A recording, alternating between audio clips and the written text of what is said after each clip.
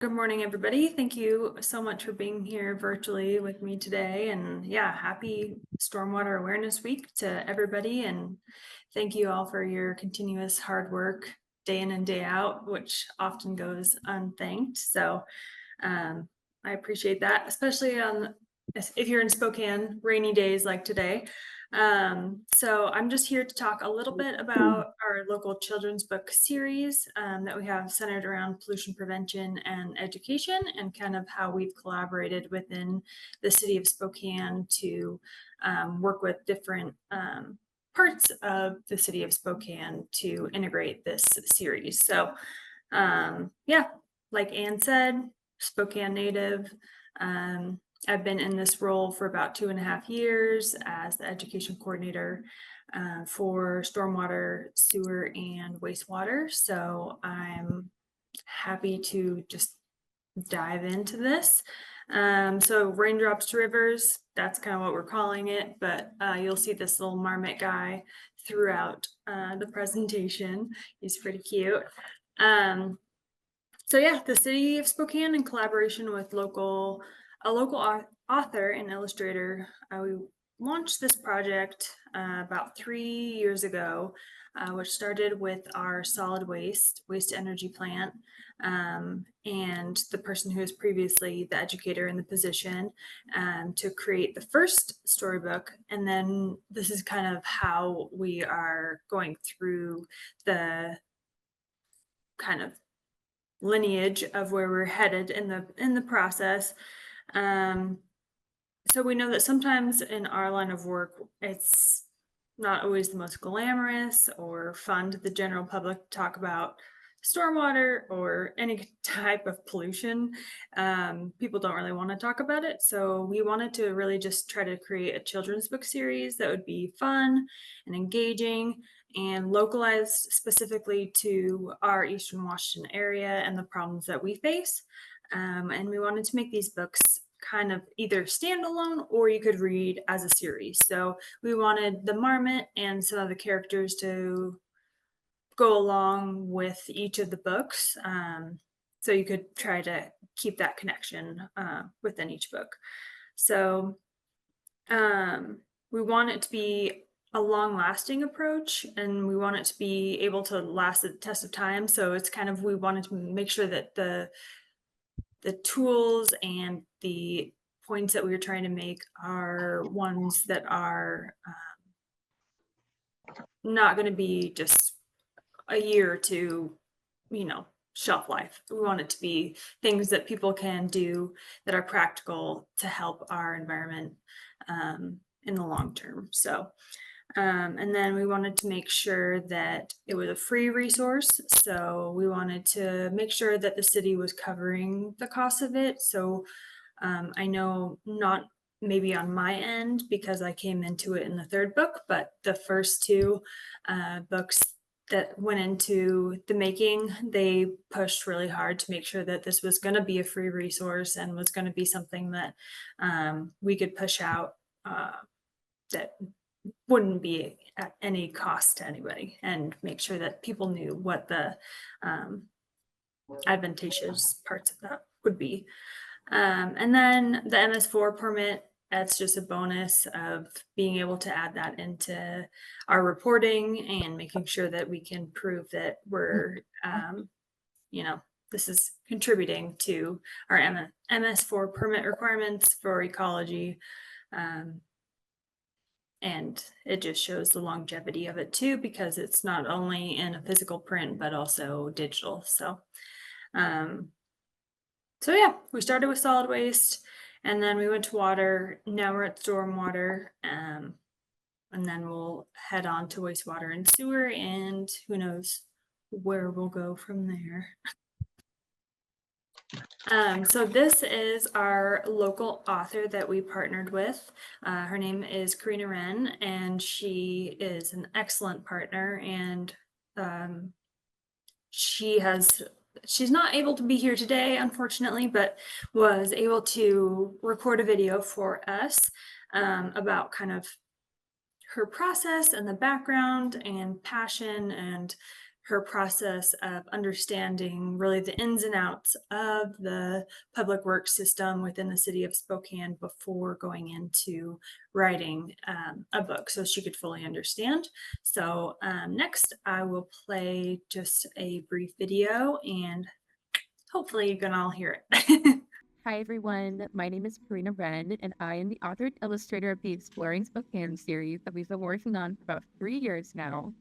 I'm on the road right now, so I'm creating a video for Megan to kind of share with you guys a little bit more about my vision and contribution to this project. Thank you for giving me the time to do this.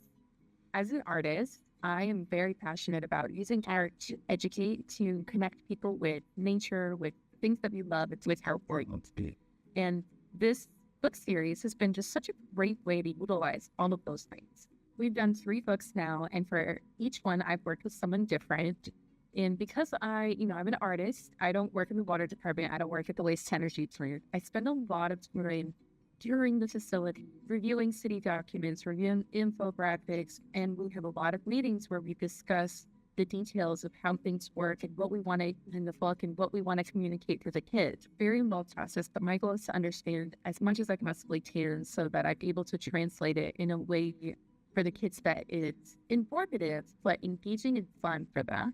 So each book that we've written has had a specific message that we want to get across. Yes, we're talking about how these things work, but we also want to have an ultimate, almost kind of like a moral of the story, right? So for our waste energy plant book, it was to produce less waste. We might have this facility that processes our waste in the best way that we can for now, but ultimately we want to produce less of it.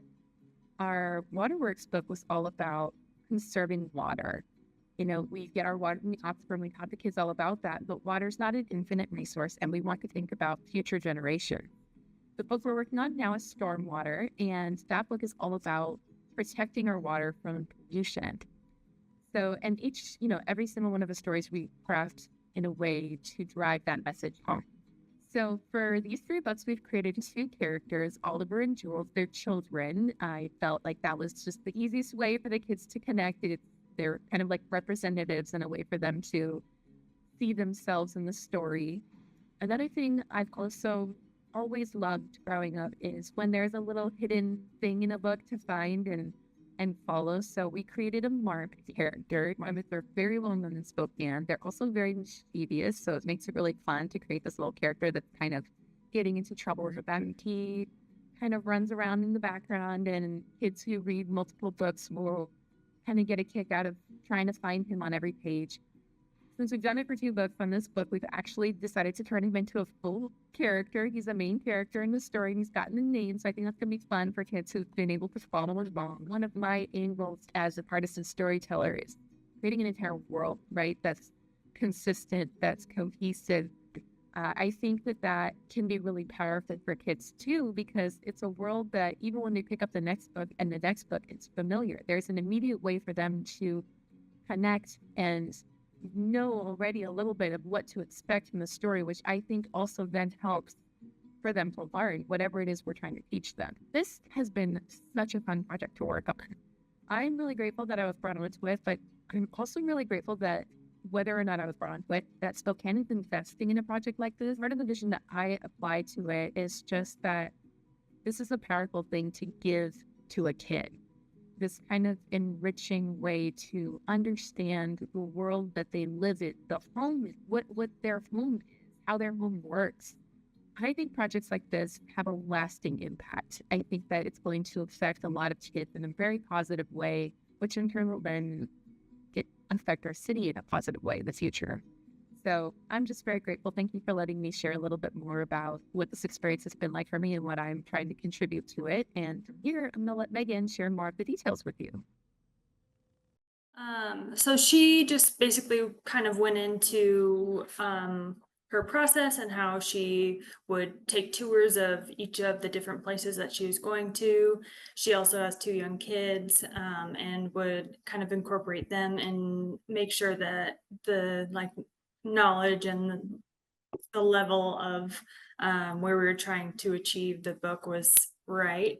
And then she just talked about kind of her passion of creating local ways to incorporate things in, and then being available to do different community events, and just kind of her passion for that. So hopefully you get to hear it, because she does have a lot of passion for what she does. So in terms of our audience and research, kind of third grade-ish is what we have tried to plan all of these books out for. But they really can be up to an adult age. I enjoy reading them too. We want to engage the young readers and teach kind of sustainable practices. So when I was trying to create the Stormwater book, I was always trying to think about like, what are the books that I read as a child that have really stuck with me, or like different random environmental things that have stuck with me that's like, no, you can't flush that, or no, you shouldn't, that should be like, you don't put oil down the drain, or you don't, just different things that really hit home, and that how we can do that in the book form and in a fun and engaging way. So that's why we tried to incorporate Milo, which is that little marmot guy that you see down there. He's been in all 3 of the books now. And then in this book that we are creating now, he has really come to life, and he is one of the main characters, and so he's kind of leading the search in the book. So we're making the marmot come to life, which is really fun. So yeah, really bringing those practical ideas and actions home to implement has been something that at least I have really wanted to do, because there are a lot of things in terms of stormwater that are actionable and easy to do. So in terms of key concepts in our stormwater book, like I said, pollution runoff, where water goes, how they can help, local infrastructure, and why they should care. So one of the stories that I had really loved to hear was a parent who came up to me during one of our events and was like, my daughter came home after reading the water book, the second one that came out, and she asked, like, why are our sprinklers on in the middle of the day when it's summer, Mom? And so it's kind of like, I was really happy to hear that, because it was a good like peer pressure, but not even peer. It was like the kid was having the biggest influencer on behavior change in the family. So I was really happy to hear that, and just know that it doesn't necessarily have to be like the adults saying, what to do, but it can be the kiddos having some of the biggest influences. So, yeah, those are just some of the audience and research parts that we are working on. In terms of story development, this is kind of, we are crafting the narrative, which is kind of the first part and kind of the longest part, because we wanted to try to figure out, well, what exactly do we want to capture when it comes to stormwater? We tried to do both stormwater and sewer together, because a lot of our system here in Spokane is a combined system. And so we tried to do that first and found that it wasn't quite working. It was way more complicated for a children's book, even complicated for us adults. So it just didn't quite work. So definitely crafting the narrative was the first step to figure out the storyline, the themes, kind of who's going to be involved, where we want to take the story. And then the education part we wanted woven in. So for stormwater, we have different outfalls, like you can see here, included, that we talk about. We have swales included. We have like our Cochrane Basin project included in there, and just different infrastructure and different ways that people who are just driving by can see different ways that Spokane is helping, or where the water is going when it rains. So we tried to keep it simple, but again, I'll talk about later is one of the challenges too is trying to keep it simple, but also like there's just so many things that you want to say, but maybe it's like, okay, we can keep that for a different book or for an older audience or something like that. So, um, yeah, trying to keep it kid friendly is something that I struggled with because there's just so much out there. And then when it comes to illustration and design, Corinna did a wonderful job at creating pieces that were Spokane centric. So, like, this was a specific neighborhood that she just took a picture of and created this beautiful imagery. Of like the native plants that were in the area, exactly kind of what rocks were in there, the storm drains, and what was happening, and then applied it to where the storyline was going. So for this story that we are creating now for Stormwater, these two individuals are in the house, and then Milo the Marmot, that little guy in the left-hand corner, he sees his friend, which is a frog, go down a storm drain, but he doesn't know where she's going, Lily. And so he goes to the house of those two kiddos and asks for their help. They look at a map of Spokane and can kind of see maybe where the drain would flow to. And so they kind of use a little bit of magic, a little bit of science, and they try to navigate where to go from there. So the visual storytelling, I think, is a really important part of the book, and it's kind of a fun way to incorporate not only like not magic, but just kind of the fun part of being a kid and the visualization of like eventually they shrink down into a storm drain and get to see it firsthand and like look up and see, oh, there's cracks. Why are there cracks in the storm drain pipes? Why would that happen? And like why maybe there's infrastructure and jobs and different things that come from just having a whole system underneath you that you don't realize sometimes is even there because you don't realize it unless there's a flood. So that is part of the part that I really like about this book. And then this is just an example. If any of you are interested, this was book 1, just the cover of it. And then that's a QR code. They have it right now only for like a digital download, but it is available for anybody who wants to check out the full book. It's really interesting and incorporates a lot of great things that a lot of people don't know about Spokane. So the first book is only available via digital download right now. And then we have the second book, which is book 2 from our water department. They did an amazing job with this book as well, and they have it as a digital download.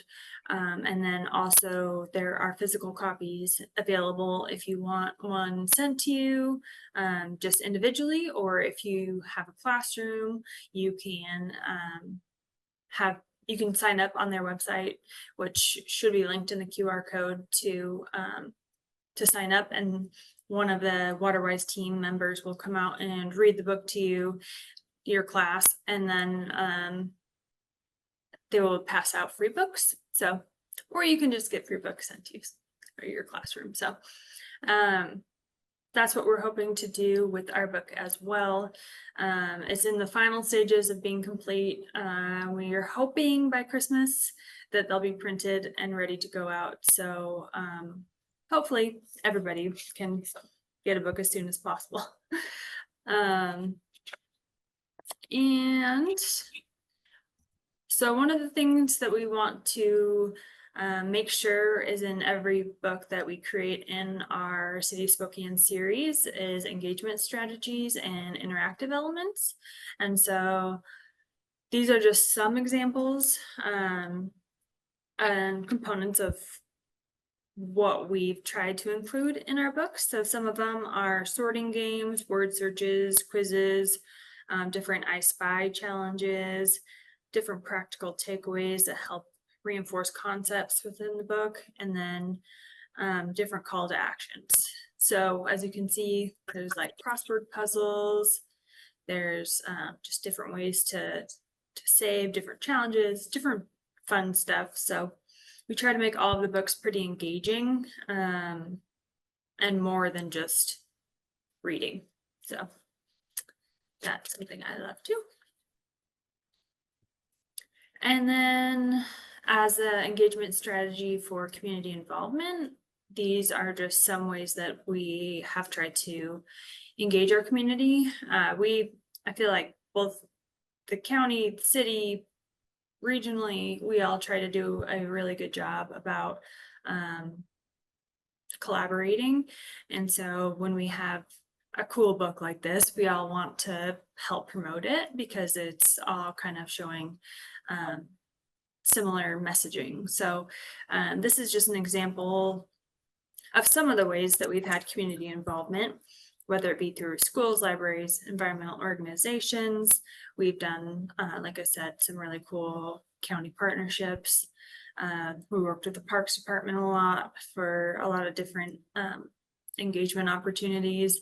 We do, Earth Days and storybook readings, and we make sure that it's cross-posted on a lot of social platforms. And so I think it's just like getting the buy-in from a lot of different places, and the libraries are definitely huge in passing these out and getting people excited. They've done a lot of story times at libraries as well, and in different schools. And so it's kind of a little bit more grassroots in that, I guess, realm, is we can kind of tailor it to whatever is needed or wanted by certain schools. So that's what I personally like about Stormwater, is that you can vary it if it's like, oh, they just want swale education, or they just want pollution runoff education or something. We can kind of tailor it to that. So that's why I think a book like the one we're creating will be applicable in any of those instances. So Megan, you say that someone will actually come to your a classroom and read it to you and then provide the kids with books to take home? Yep. And the same thing with the library, they'd read it and then provide the kids the books to take home. It's marvelous. I wondered whether the marmot, did you find that marmot or did you have it made? And is there a little one that comes with the book? I wish there was a little one that came with the book. That one that's in the pictures right now is one that the water department had made. Okay. And so they bring it to their events. It's a little puppet. So Yeah. I like the wanna get idea one that you too, used an animal and put it all the way through the books. I kind of like that you used, that was a consistent piece to that. Yeah. Thank you. Yeah, that's something that they try to put, like Corinna tries to put on almost every page. She does a really good job of that consistency. So it's a lot of fun. And then this next video, which we'll see if it'll play, is just shows how it was printed. It's just a really, really quick video. So.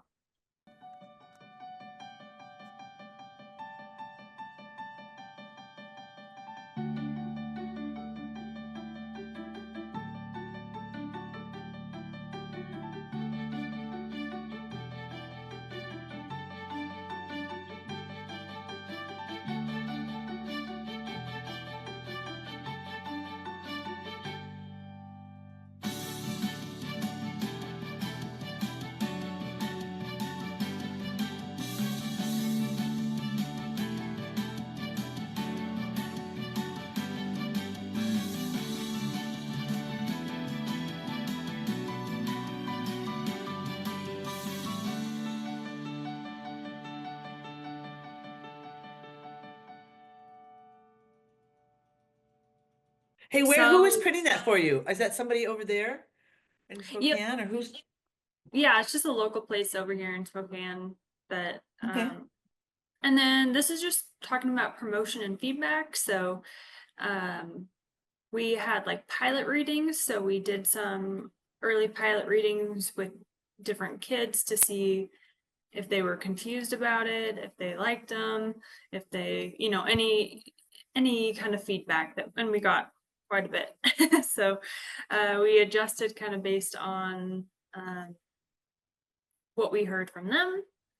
And then teacher and parent feedback. So we haven't got to this part yet because our book isn't quite finished, but I know that the first two books they've gotten feedback from the educators and the parents about how the book was in its final version, and if there are any questions. So we pass these out to like all of our sewer workers, all of our stormwater workers, all of our wastewater workers to bring to their families too. And so we've gotten good feedback from them as well. And I've tried to share it with anybody who will read it, because I feel like the more eyes that are on it, the better. Because at least for me, I know that something I've learned is like, yeah, you've heard this a billion times, but nobody else has normally in the real world. So the more you can say it and hammer it home, the better, even though it might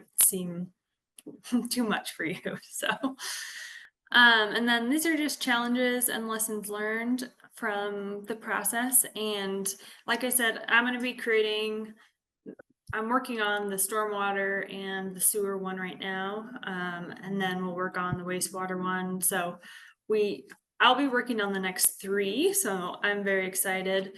There have been two different educators who have worked on the previous two. And so Corinna in her video, which hopefully you guys get to see, talks a little bit to that about the creative process of working, with different people within the city. And so I think it is really advantageous to have somebody who is kind of an outside perspective come in and look at, stuff on our end and take that and make it creative, because that's not always the way that we think. At least me, I'm more I don't know, like what's gonna meet our permit requirements, or this is the most important thing, and like it's not always. So it's always good to get an outside perspective or get a lot of eyes on it. So Hey, Megan, I have a question from Scott McQuarrie. You want to jump yeah. in there, Scott? Yeah, I just was curious about the distinction between wastewater and sewer. What is that in Spokane? So in terms of the books, Just like in terms of process, the infrastructure, it seems like there's a distinction between wastewater and sewer that I'm not following. I guess over here in Western Washington, to me, they're kind of the same thing, unless one's related to combined sewer, and there's a different definition for that versus non-combined wastewater. So yeah, just trying to wastewater. clarify in my mind what that difference is. No, that's a great question, and one I hear all the time.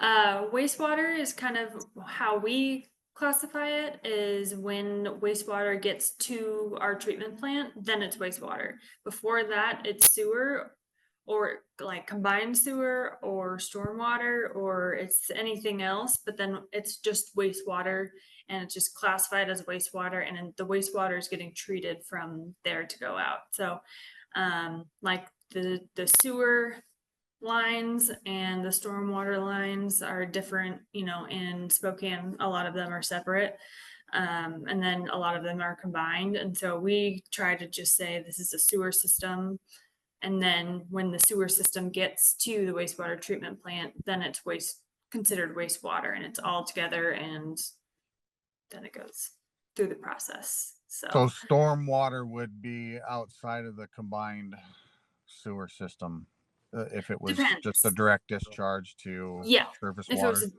yeah, yep. Okay, all right, that helps. Thank you.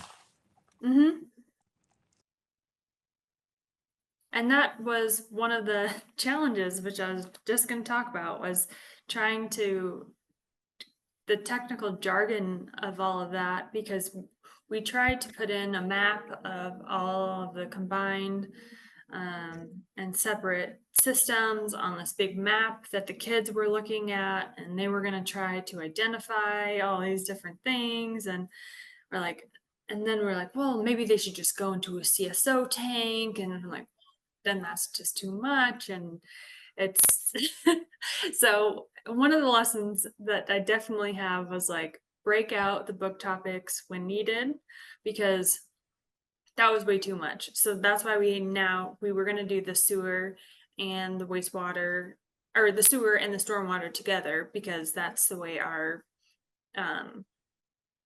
like department is right now. We have the wastewater treatment plant, and then we have sewer stormwater in another area. And so that's the way I was like, oh yeah, just 2 books, that's fine. And no. It's way easier to separate them out, because stormwater could be its own multiple series book. So that was something that we learned. So it takes time, because every review, every process, who you have eyes on it, like they all have different perspectives of what they want to see or what the outcomes are. So I think coming into it with like a pretty solid plan of like, these are the main goals of what we're trying to do, and what our call to actions are for like the kiddos. Like, okay, yeah, we want you to wash your car on the lawn, or if you see this storm drain, tell your parents to help you clear it, or whatever your goal is. I think it's helpful if you have those clear objectives, and it took me a little bit to figure that out. And then just definitely making sure that it's like, what's a CSO tank? And like the author that I was working on, she's like, what is a CSO tank? Like, nobody knows what that is. I'm like, oh yeah, most people don't. So meeting people where they are and knowing your audience of like, okay, what will a 3rd grader understand? How will they, like, how can we get them excited about it? And like making sure that, for me, it always goes back to like making sure it's going to be one of those books that kids will remember, and when they're older. Like, I feel like we always remember certain books, and I want this to be one. And then think like a kid. So those were kind of my takeaways. So impact and future plans. So we are trying to measure success by not only like the amount of books that we give out. So the waste to energy book, the first one, they've given out about 2,000 since we started. Oh, And then the water book, we've given out almost 3,000 copies. And those are all just hard copies that we printed. So this, I mean, I don't know really how to measure that, but I think that that's still a lot. And that's not including all of the digital downloads or anything like that. So, but I think, there's a possibility for a lot of different, future integration in different either publications or in, online on our website, or sharing like via different videos and stuff like that. So, then that's about it. I also wanted to say that each book was it was less than $10,000 ish to make. Our book? contract. Mm-hmm. Okay. So, I don't know. I know I would be curious about how much it would cost to implement. And then when you printed them, what did it cost to have them printed? Was the 10,000 in the development, and then there were printing charges beyond it? Yeah, that's not printing. Okay. So that's just the creation of it. Okay. I know that we for both books, they just did 1,000 copies printed for the first like round, and then got more. So I'm not sure how Okay. much that costs, but I know it was cheaper than they thought, is what they told me. But they didn't give me Okay. numbers, so. Well, you know, it's a wonderful thing about a book because it's around for a long time and multiple people can use it. You know, like it's not just a one-time hit. It can be in a library and get read multiple times. So Exactly. When you go to report this as part of your stormwater permit, what metrics are you using to measure engagement with this project? Yeah, for this book series specifically, my idea is to do how many books we've distributed, how many digital copies we've distributed, how many book readings we've gone to, and then any like anecdotal evidence, so like both qualitative and quantitative kind of analysis of the book, and just also who has kind of reached out since like there have been a lot of teachers who reach out and want to start projects or do certain things because they've heard about the book. So I think that shows kind of a more linear and longevity approach to education. So those are kind of the ways that I try to qualify it when I'm reporting. That makes sense. go ahead, Pat. You have a question too? Thanks. Yes. I was just wondering, Megan, a couple of things. Do you have the author like on a contract to do a certain number of books, or were you contracting with her as she did each version? So we contract for each book. And so when we were trying to do the stormwater and sewer book, we had to pull that apart and create two separate contracts. But yeah, each book has its own individual contract with the city. Okay, and so she's had the capacity to continue on, because how long does it take to do like one of the books? I would say about a year and a half. Okay. And one suggestion, if you're interested, I do some story walks with our local library. I don't know if you've heard of those. So you take the book apart and you put it on a trail. So that would be another suggestion. Then we have a QR code at the end for people to provide some input, some feedback on that. That's a great idea. Yeah.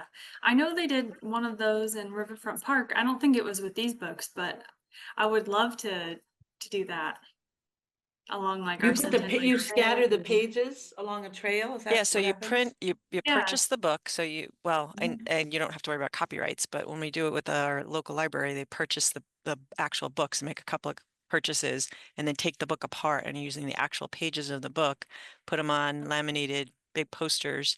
And then we usually have some little activities incorporated from page to page. So the kids can, if it's a salmon swimming, then they swim to the next page kind of a thing. And you put it along a trail so families can read the book as they're going along the trail. Marvelous. Thank you, Pat. I love that. That's a great idea. Can I ask one more I really question? appreciate. Yeah, go ahead. Sorry. Megan, is the digital version printable? Yes. Okay. Both of them should be printable. Okay. They're on two different like sites, but Mhm. both of them should be. Yes. Okay, thanks.